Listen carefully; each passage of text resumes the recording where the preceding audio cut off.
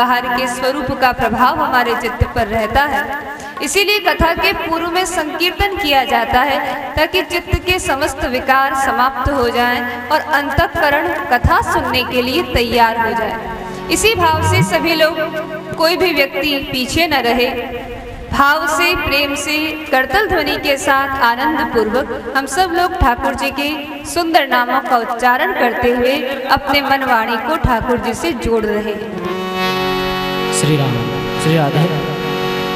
श्री कृष्ण गोविंद हरे मुरारे, हे नाथ नारायण वासुदेवा। श्री कृष्ण गोविंद हरे मुरारे, हे नाथ नारायण वासुदेवा। श्री कृष्ण गोविंद हरे मुरारे, हे नाथ नारायण वासुदेवा। कृष्ण गोविंद हरे मुरारी, हे नाथ नारायण वासुदेवा। हे नाथ नारायण वासुदेवा, हे नाथ नारायण वासुदेवा। हे नाथ नारायण वासुदेवा, हे नाथ नारायण वासुदेवा। हे नाथ नारायण वासुदेवा, हे नाथ नारायण वासुदेवा।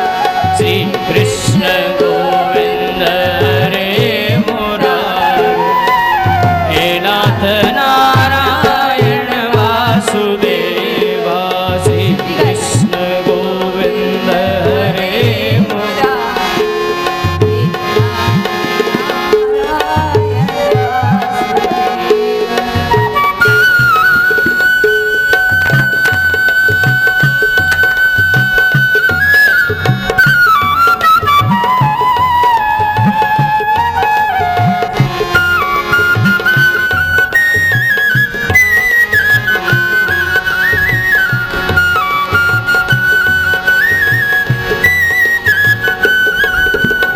गोविंद मेरी ये प्रार्थना है, भूलू न मैं नाम कभी तुम्हारा।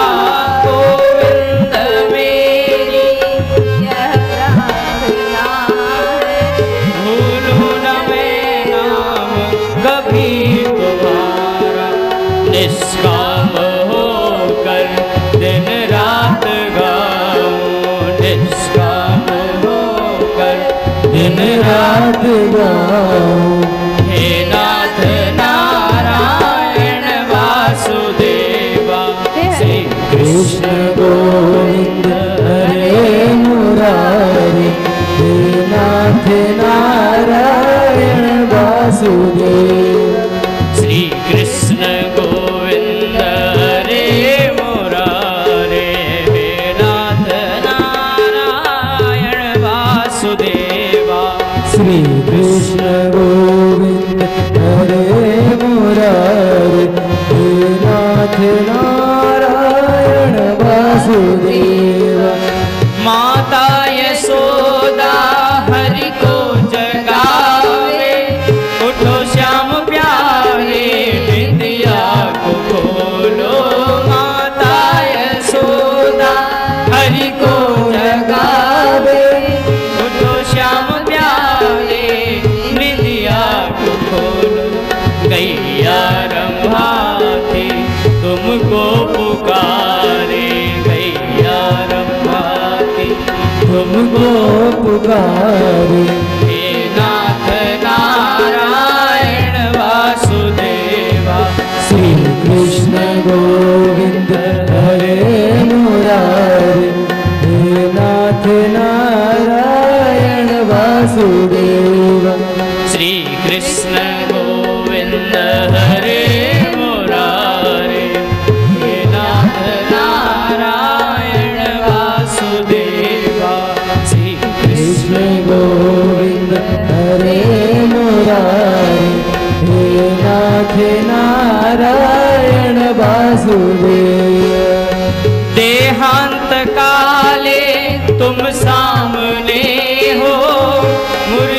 बजाते मन को लुभाते।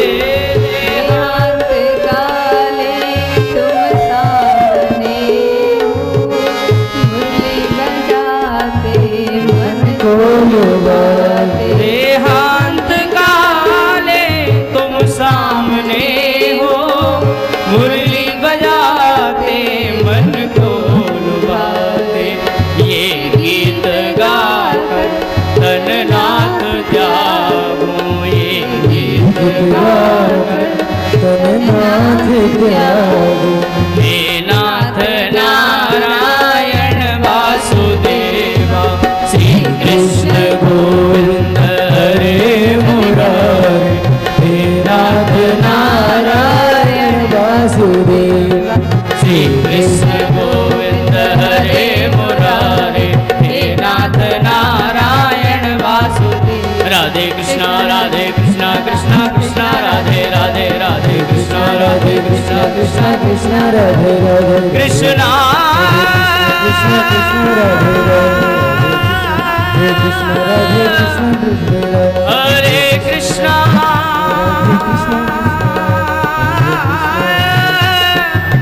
हरे हरे।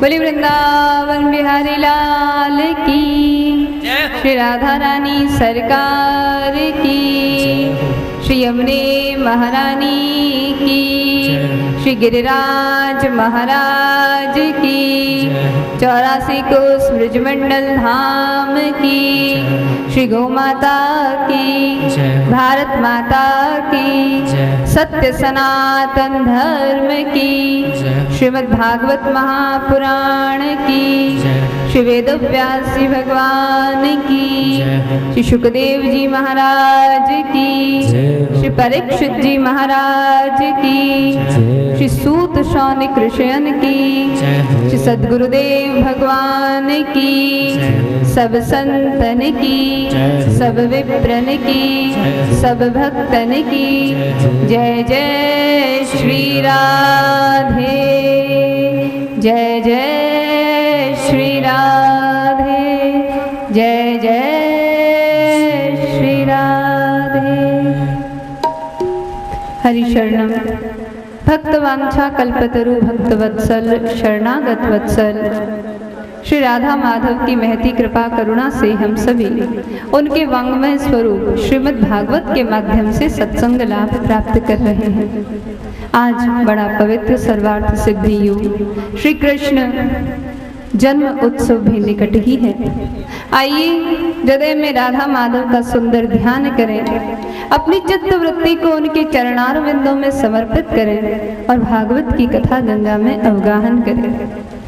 सच्चिदानंद रूपाय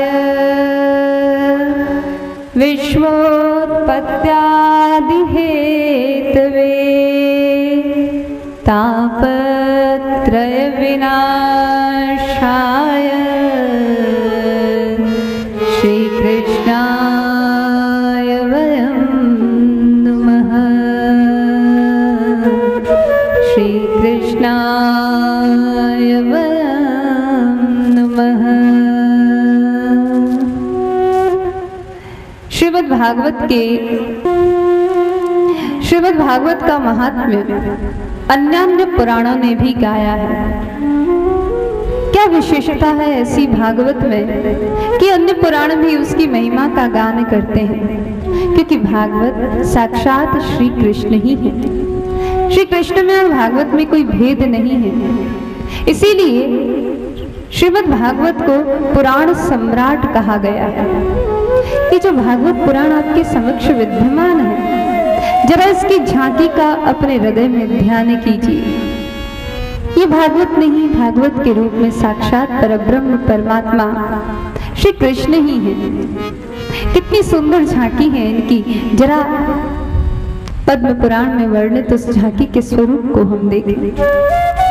पद्म ब्रह्म गृहीत चामर युग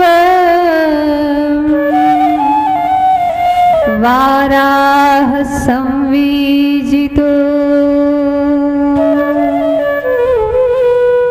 ब्रह्म ब्रह्मांडेन धतात्र पात्र गुगले स्कंदाधिभिः संस्तुतः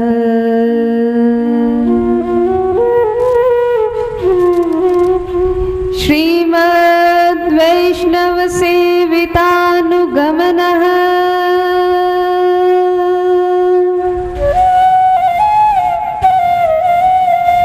सर्वार्थ सिद्धि प्रद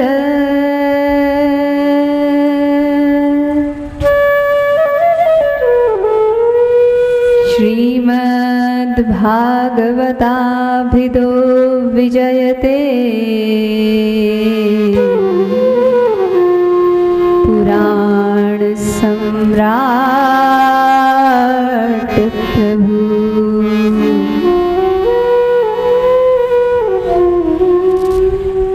भागवत नाम वाला ये पुराण सम्राट प्रभु है, पुराणों में सम्राट है। सुंदर रत्न जड़ित सिंहासन है, स्वर्ण से बना हुआ अनेक रत्नों से विभूषित एक सिंहासन है। उस सिंहासन पर ये पुराण सम्राट प्रभु विराजमान है। पद्म पुराण और ब्रह्म पुराण ने अपने हाथ में चंवर ले रखे हैं। पद्म ब्राह्म गृहीत चामर युगम। वराह पुराण वहां पर संविजन कर रहा है, पंखा ढुला रहा है। ब्रह्मांड पुराण ने अपने हाथ में छत्र धारण कर रखा है, ब्रह्मांडेन दत्तात्र पत्र। और स्कंद इत्यादि जितने अन्य पुराण हैं वे सभी हाथ जोड़कर इस पुराण की स्तुति कर रहे हैं, इसकी महिमा का गान कर रहे हैं। जितने भी वैष्णव लोग हैं, जिनके हृदय में भगवान विष्णु की भक्ति है, परब्रह्म परमात्मा की भक्ति है, वे सभी इस सम्राट के दरबारी हैं। वे अन्य अन्य मंत्रों से, वैदिक ऋचाओं से इस पुराण सम्राट प्रभु की स्तुति कर रहे हैं। वे इसका अनुगमन करते हैं, ये कल्याण को देने वाला है। श्रीमद् वैष्णव सेवितानुगमन सर्वार्थ सिद्धि प्रद।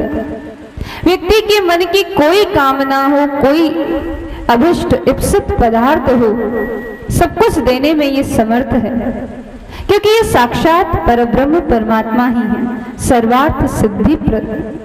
ऐसा भागवत नाम वाला ये पुराण साक्षात पुराण सम्राट है।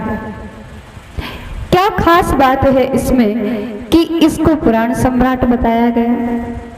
सम्राट वह होता है जो दिग्विजयी होता है, जिसकी अधीनता सभी लोग स्वीकार कर लेते हैं। इसमें ऐसी विशेषता क्या है कि अन्य पुराणों ने, इतिहास ग्रंथों ने, कवियों ने, भक्तों ने इसकी अधीनता को स्वीकार किया। इसमें ऐसा कौन सा तत्व है? इसके संबंध में नरसिंह मेहता जी एक बहुत सुंदर बात कहते हैं। हमने संसार में कई पदार्थों को देखा है, कई रहस्यों को जाना है, लेकिन हमारी समझ ये कहती है भक्ति भूतल पदार्थ मोटो। इस भूतल पर सबसे बड़ा पदार्थ है भक्ति, जिसके वश में भगवान स्वयं भक्तों के हृदय में आकर विराजमान हो जाते हैं। भक्ति की महिमा का गान बड़े बड़े कवियों ने किया, ऋषियों ने किया, मनीषियों ने किया, लेकिन वे भी पार नहीं पा सके। भक्ति के कारण ही निर्गुण निराकार अव्याज करुणा मूर्ति भगवान सगुण साकार होते हैं। यदि शबरी की प्रतीक्षा न होती तो राम का अवतार नहीं होता, यदि गोपियों में प्रेम नहीं होता तो कृष्ण का अवतार नहीं होता, यदि कोई अदिति तपस्या नहीं करती तो भगवान वामन बनकर नहीं आते, यदि कोई पृथ्वी प्रतीक्षा नहीं करती तो भगवान वराह बनकर नहीं आते। भक्ति ही वो कारण है जो परब्रह्म परमात्मा को उच्चतम शिखर से अवतरित होने के लिए बाध्य करती है।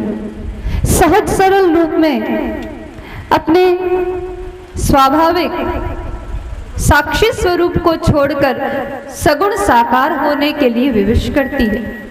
वह सामर्थ्य केवल भक्ति में है। और इस भक्ति का स्वरूप क्या है, इस भक्ति को कैसे प्राप्त किया जा सकता है। व्यक्ति को जीवन में इन्हीं बातों का विचार करना है। हर जीव जो इस जगत में आता है वो 5 बातों का विचार करता है। सामान्य जीव भी, चाहे हम संसार का कोई भी काम करते हैं तो हम 5 बातों पर विचार करते हैं। उन 5 बातों पर विचार किए बिना हम जीवन में कभी सफल ही नहीं हो सकते। चाहे हमारे कर्म का क्षेत्र हो, आजीविका का क्षेत्र हो, घर का क्षेत्र हो, 5 बातें बहुत महत्वपूर्ण हैं। वो 5 बातें क्या हैं? सबसे पहली बात है, जीवन में हमें प्राप्त क्या करना है। धन प्राप्त करना है, सुख सुविधाएं प्राप्त करनी है, घर बनाना है, आनंद प्राप्त करना है। पहला प्रश्न जीव के मन में यही आता है। बालक भी आपने देखा होगा चेष्टा करता है, जब बड़ा होता है तो कुछ लेने के लिए झपटता है, उसे कुछ चाहिए। तो पहला प्रश्न है हमारे मन में कि प्राप्ति क्या है, हमें प्राप्त क्या करना है, हमारे लिए लक्ष्य क्या है। पहले हमें अपने मन में ये निर्णय करना है कि हमारी प्राप्ति, हम जिसे प्राप्त करना चाहते हैं वो लक्ष्य कौन सा है, हमारा प्राप्त क्या है। धन, लोकेशना, यश, मान, बड़ाई, सुख सुविधाएं, इनसे परे भी क्या कोई चीज है जो हमें प्राप्त करनी है। यदि हमें कुछ प्राप्त करना है तो उस प्राप्त करने का तरीका क्या है। जैसे किसी को डॉक्टर बनना है तो वो पीएमटी की परीक्षा देगा, इंजीनियर बनना है तो पीईटी की परीक्षा देगा, एमबीए करना है तो मेट-कैट की परीक्षा देगा।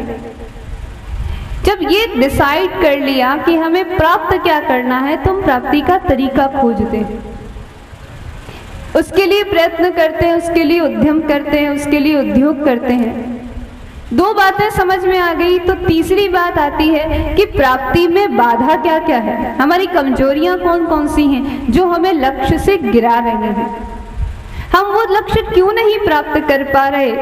हम प्रयत्न करते हैं, कोई आईएएस की तैयारी कर रहा है, कोशिश करता है 1 बार 2 बार 3 बार, जब तक उसे अवसर मिलता है वो कोशिश करता है अपनी बेस्ट से बेस्ट परफॉर्मेंस देने की, अपनी तरफ से सर्वोत्कृष्ट काम करने की।